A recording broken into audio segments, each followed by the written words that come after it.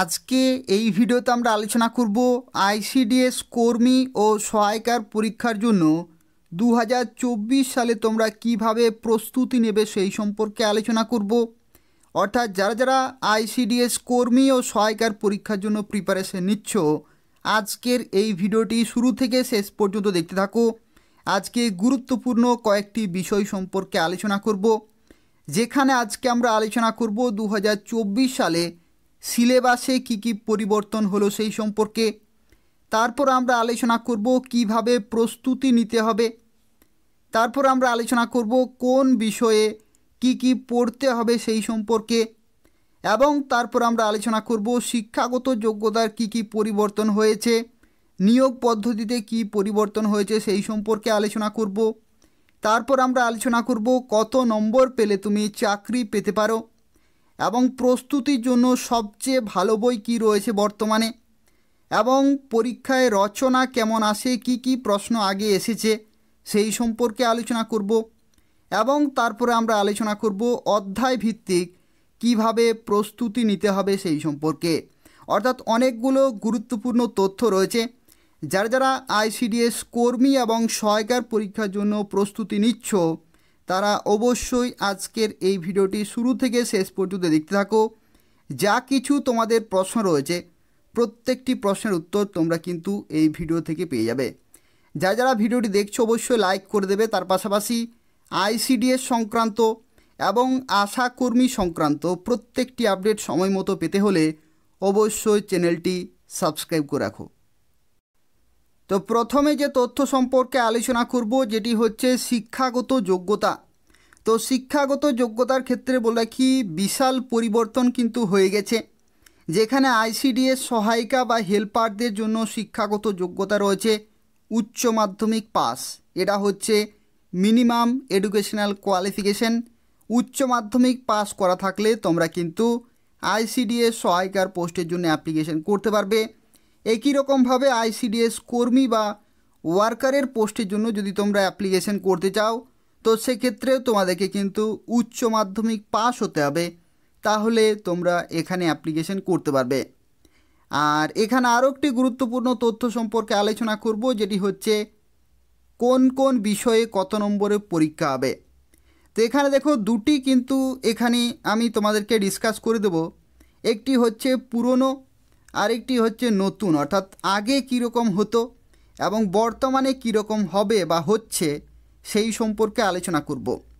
তো এখানে দেখো, আগে যে পরীক্ষা হতো সেখানে বলা হয়েছিল যে বাংলা ভাষায় রচনা 150টি শব্দের মধ্যে একটি রচনা লিখন, এবং যেখানে দেখতে পাচ্ছ বলা হয়েছিল অষ্টম শ্রেণী মানের কিন্তু বলা হয়েছিল, যেখানে 15 নম্বর কিন্তু এখানে ছিল।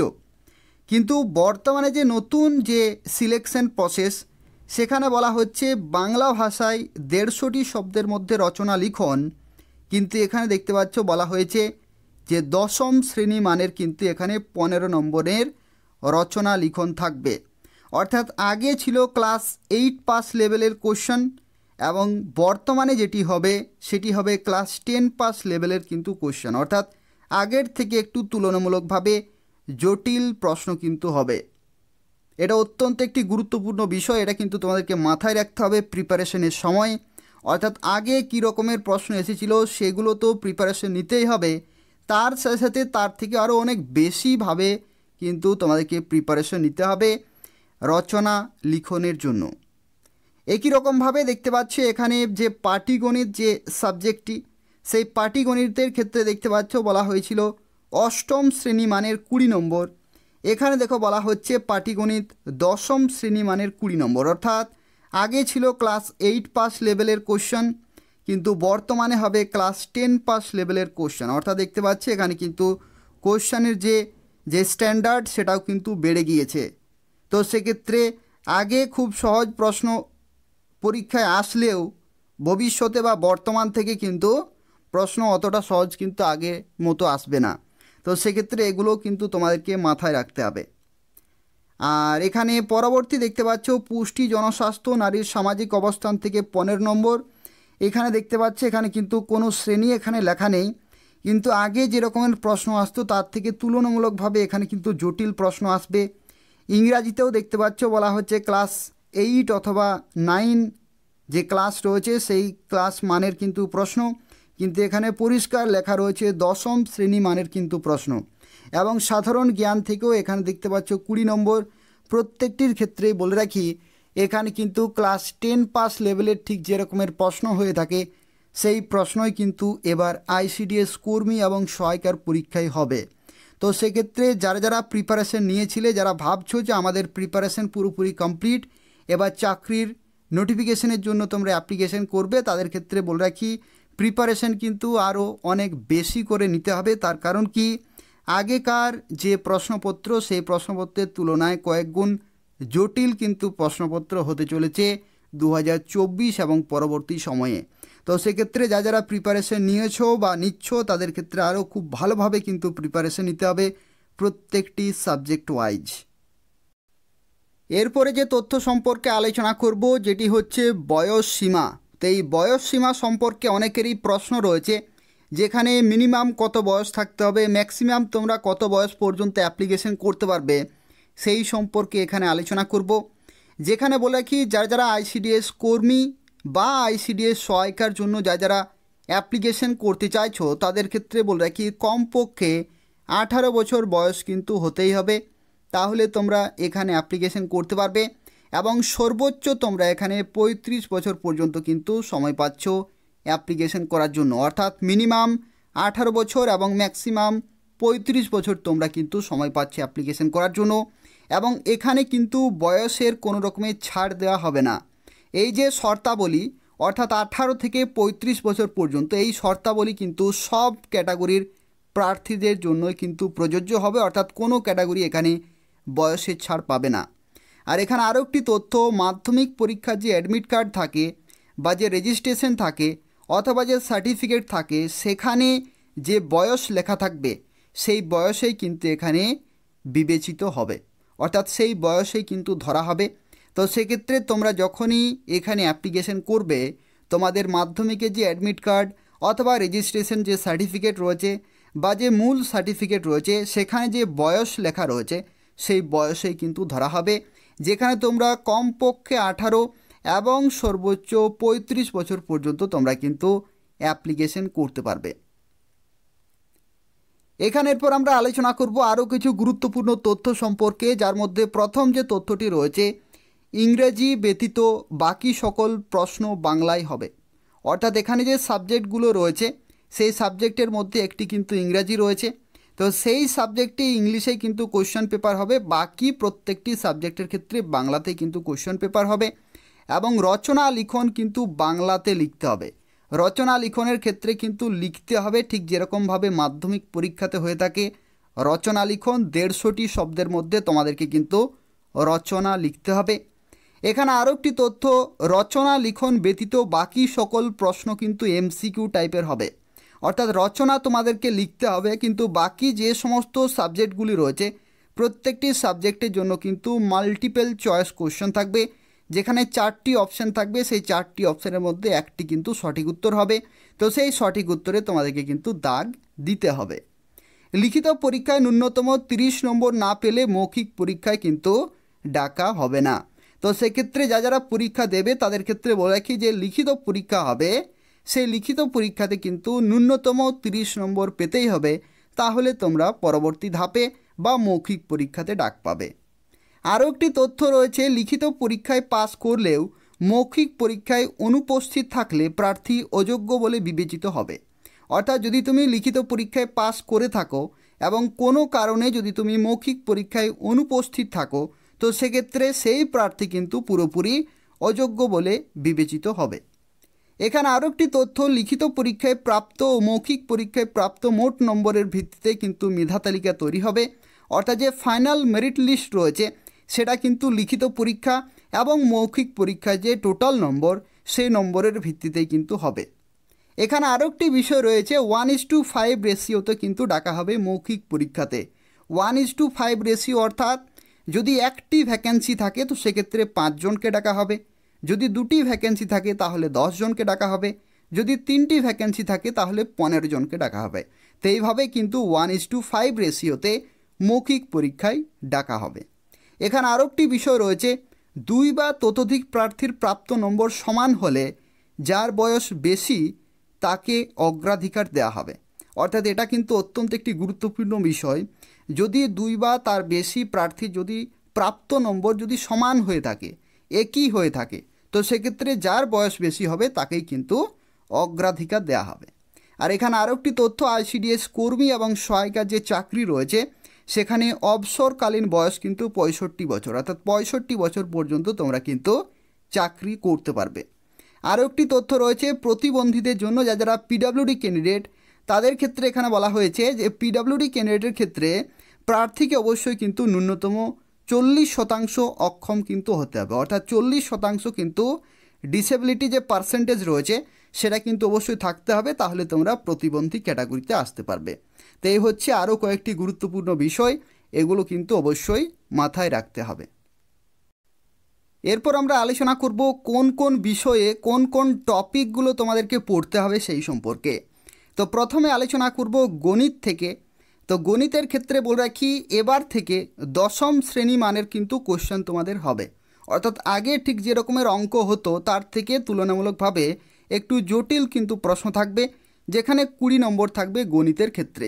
আর এই যে গণিতের ক্ষেত্রে বলে রাখি, বিভিন্ন অধ্যায় থেকে কিন্তু প্রশ্ন আসে। যেমন সংখ্যা থেকে কিন্তু প্রশ্ন আসে, ভগ্নাংশ থেকে প্রশ্ন আসে, সরলীকরণ, গসাগু লসাগু, অংশীদারি কারবার, গড়ের অঙ্ক, অনুপাত সমানুপাত, শতকরা, সরল সুদ, চক্রবৃদ্ধি সুদ, লাভ ক্ষতি, সময় ও দূরত্ব, সময় ও কার্য, মিশ্রণ, ত্রিভুজ, চতুর্ভুজ, বৃত্ত, একঘাত সমীকরণ, দ্বিঘাত সমীকরণ, বর্গমূল, ঘনমূল। এই যে অধ্যায়গুলো রয়েছে এগুলো কিন্তু খুব ভালোভাবে তোমাদেরকে প্র্যাকটিস করতে হবে। এই অধ্যায় থেকেই কিন্তু তোমাদের পরীক্ষায় প্রশ্ন জিজ্ঞাসা করা হয়ে থাকে। 20 নম্বর রয়েছে, খুব ভালোভাবে কিন্তু এই সমস্ত অধ্যায়গুলো পড়তে হবে এবং 10ম শ্রেণী মানের কিন্তু স্ট্যান্ডার্ড থাকবে কোশ্চেন। তো সেক্ষেত্রে আগের তুলনায় আরও বেশি কিন্তু প্রিপারেশন নিতে হবে। পরবর্তী এখানে দেখতে পাচ্ছ পুষ্টি, জনস্বাস্থ্য, নারীর সামাজিক অবস্থান যে বিষয়টি রয়েছে এখান থেকে কি কি পড়তে হবে। তার মধ্যে রয়েছে খাদ্য। খাদ্য অত্যন্ত একটি গুরুত্বপূর্ণ অধ্যায়।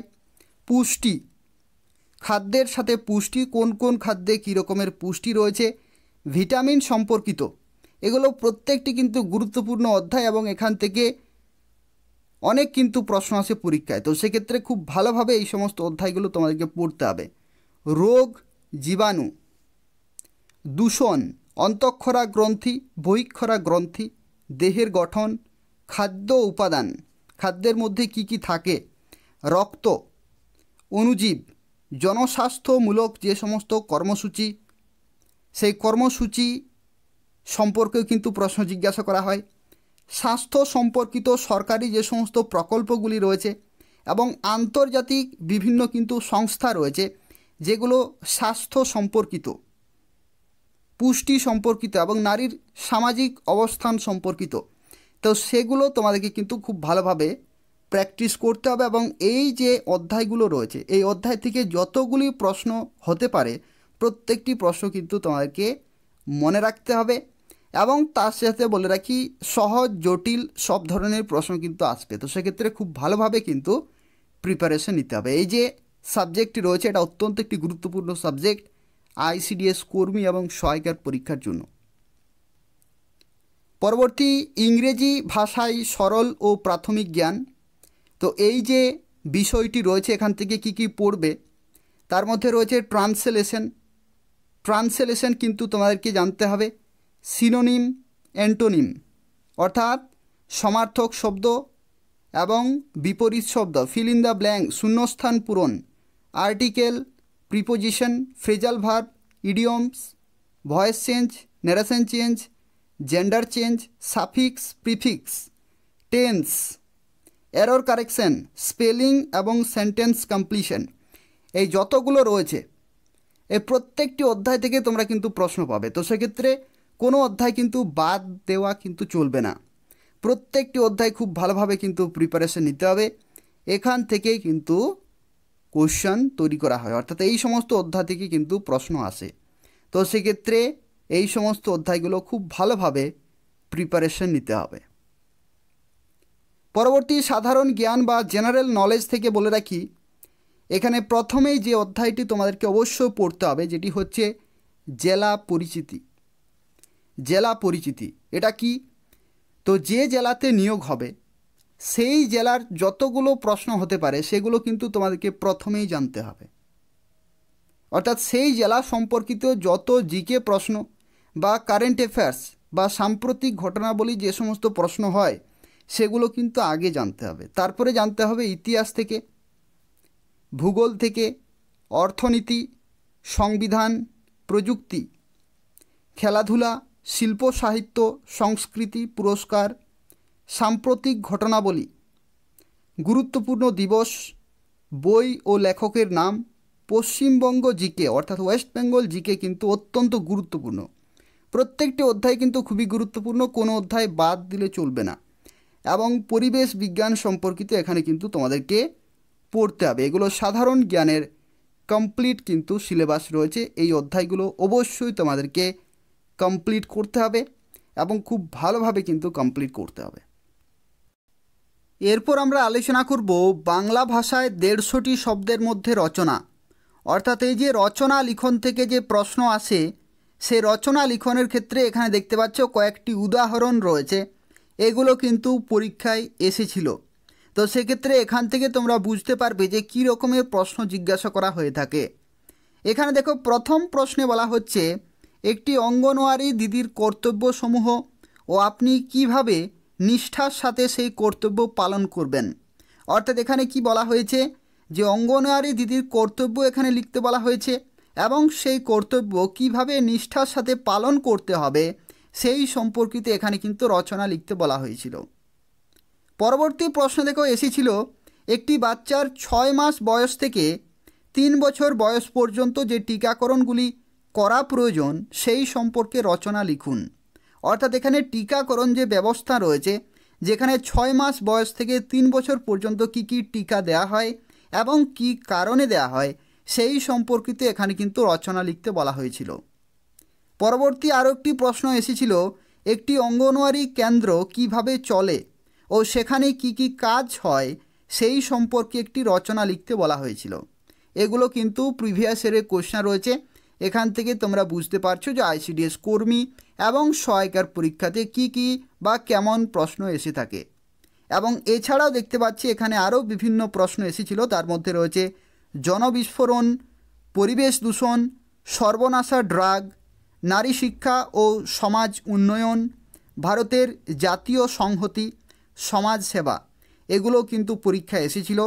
তো বুঝতে পারছো এখান থেকে আইসিডিএস কর্মী এবং সহায়িকার পরীক্ষাতে যে রচনা লিখন যে প্রশ্ন এসে থাকে সেখানে এই রকমের প্রশ্ন কিন্তু এসে থাকে।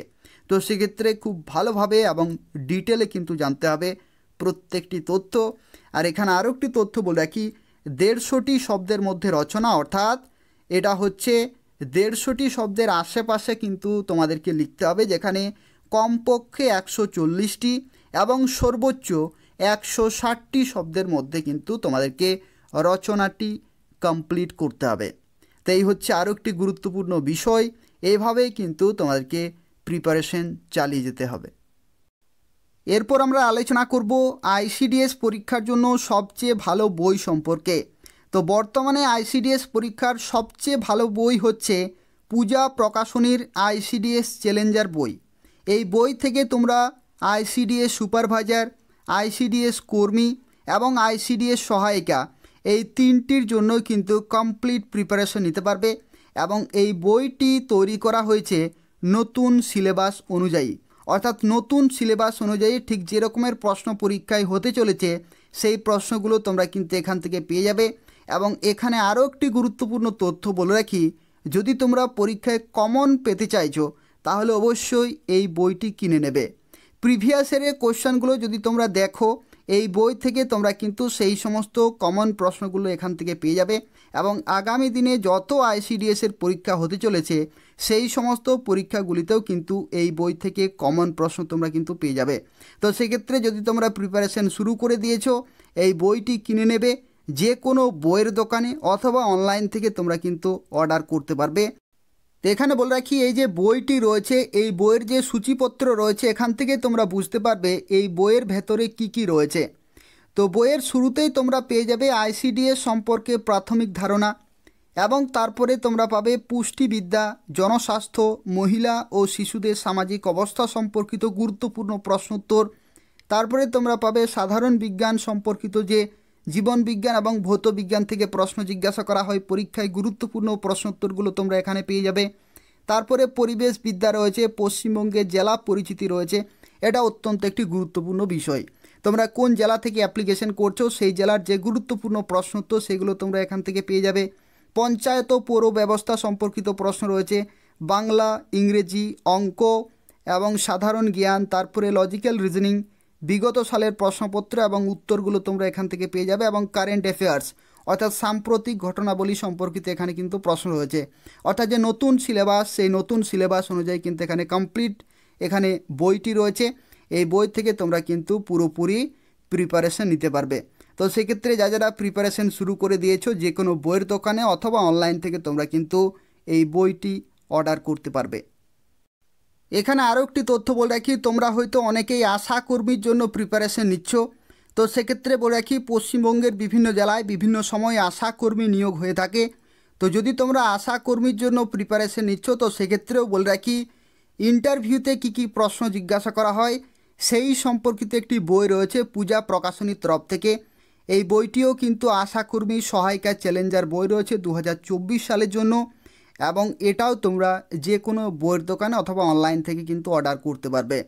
তো সেক্ষেত্রে বলে রাখি যদি তোমরা আশাকর্মীর জন্য প্রিপারেশন নিচ্ছ তো সেক্ষেত্রেও তোমরা কিন্তু পূজা প্রকাশনীর এই গুরুত্বপূর্ণ বইটি কিনে নেবে। এখান থেকে তোমরা ইন্টারভিউতে কী রকমের প্রস্তুতি নিতে হবে, কী কী প্রশ্ন জিজ্ঞাসা করা হয়, সেই সমস্ত প্রশ্নের কী রকমের উত্তর দিতে হয় সেই সম্পর্কে তোমরা কিন্তু এখান থেকে কমপ্লিট প্রিপারেশন নিতে পারবে।